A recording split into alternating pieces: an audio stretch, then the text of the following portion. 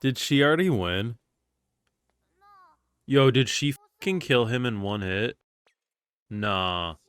They just bully her. I actually think they're actually just bullies. Ellie's a fucking bitch. Bitch, have you seen our tower? We got mom's credit card now. We be buying our way to freedom. The fun thing, too, about this whole situation is that Light, if he used all of his allies, like, this would be over pretty quickly. But for him, this is his revenge, right? So he wants to do it. And he's not as, like, competent as a fighter because he doesn't fight as much. So this is an attack that even his allies are worried about him using. Is this like Naofumi's Rage Shield? Yo, he has so much evil that literally the heavens can't protect them. Oh, so there's actually a penalty for using it. No one, so I guess that's probably the biggest reason for his allies saying please don't do it. They know the damage and danger of using it on Light himself. Bro sacrificed an arm just so he could torture his ex. That's wild. Oh boy. Revenge is certainly a dish best served cold. You know, this favorite video. Make sure you drop a like though, share your support, subscribe if you're new around here, and of course Patreon, full live reactions to all these episodes and more, which also helps fund the channel and videos just like these. So the question of the week will be, did Light, aka Dark, you know, best codename, we always have to highlight that, essentially just sacrifice his right hand so he could beat up his ex? Because that's basically what's being implied, right? Bro is like physically like in agony and he's like, oh man, this is hurting like a bitch. And the funny thing too is he literally admits out loud that like, I will give up my arm in order for this to happen. Like, I am fully convinced he could have used all of his people behind him. He could have had reinforcements come in, but he purposely wants to be the one to beat this woman senseless. And if it means he has to lose his hand to do so, well, boy golly, he's gonna do so. And I gotta be honest, man, there's only so many people who have this level of hater energy in them, right? I say it all the time, Kendrick Lamar to Drake, 50 Cent to Diddy, Light towards Sasha. They are in it for the love of the hater. And you kind of just have to respect it. You know, walking in, there was so many things I thought I wanted to see. And I gotta be real, none of them came true. And I'm okay with that. It's like, let's take it right at the beginning. This little small person here, she might be too stupid. She might be too strong. We may never know. But unlike the others who were able to like properly pull their punches, like make the fights last long, so, you know, blah, blah, blah, we could torture them for information, whatever. One hit KO, and when the sword goes away, one hit KO. And I gotta be real, I do feel bad for her. This little witch and bitch, she just kept being like, do you know how much mana I gotta use? I don't give a shit, ma'am. That's just training.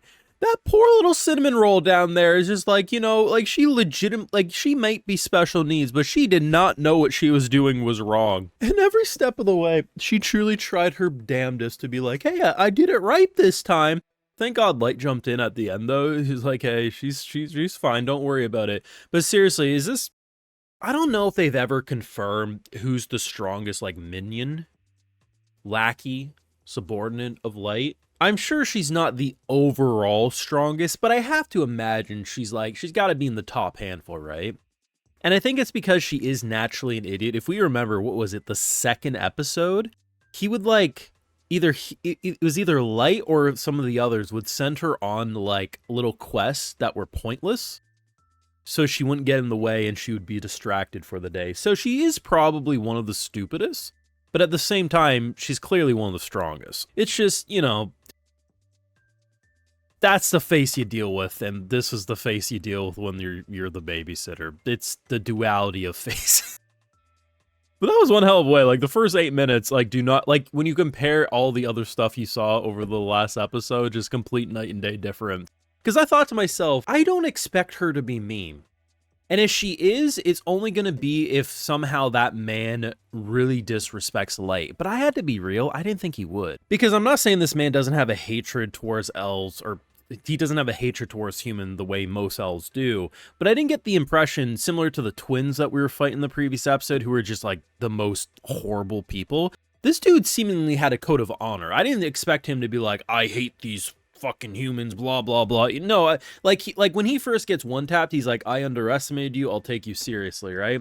It didn't help him, but I didn't get the impression we were going to piss her off enough that she would act like some of the psychos in the previous episode. So if that's actually what they do, that she's just so strong that she usually doesn't have a chance to become crazy and we just keep her as this wholesome idiot, I'm actually really okay with that. I kind of expected Mr. Fiance here to get his head cut off right away. No, he's revenge is a dish best served cold. So she has an ocarina which isn't based around mana. She's an idiot, she revealed that. So she, in theory, can just, as long as the ocarina exists, can summon these magical beasts as much as they want. He has a mirror shield which reflects anything unholy back.